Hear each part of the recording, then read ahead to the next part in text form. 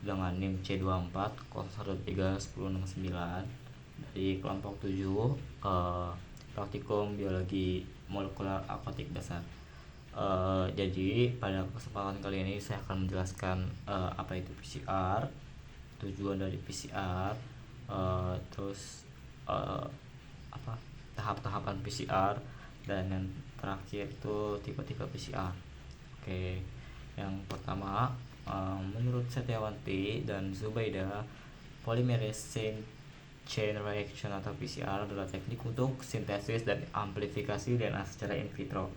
PCR memungkinkan penggandaan segmen DNA hingga jutaan kali dalam beberapa jam saja. Setiap gen memiliki primer dengan konsentrasi dan suhu annealing yang berbeda, sehingga perlu dilakukan optimasi konsentrasi primer dan suhu annealing untuk memperoleh kondisi PCR yang tepat dan hasil yang optimal.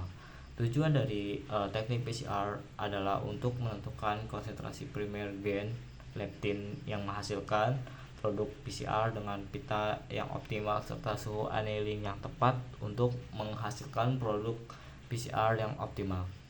Nah, berikut adalah tahap-tahapan PCR, meliputi 1. Pradenaturasi DNA template, yang kedua denaturasi DNA template, yang ketiga penempelan primer ke template atau annealing, yang keempat pemajangan primer atau extension, yang kelima pemantapan atau post extension. Kemudian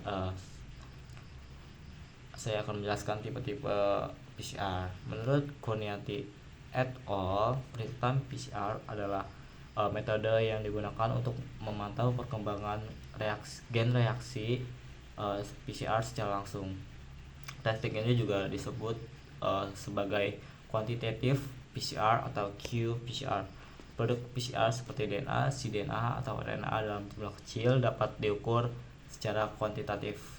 Yang kedua adalah multiplex PCR.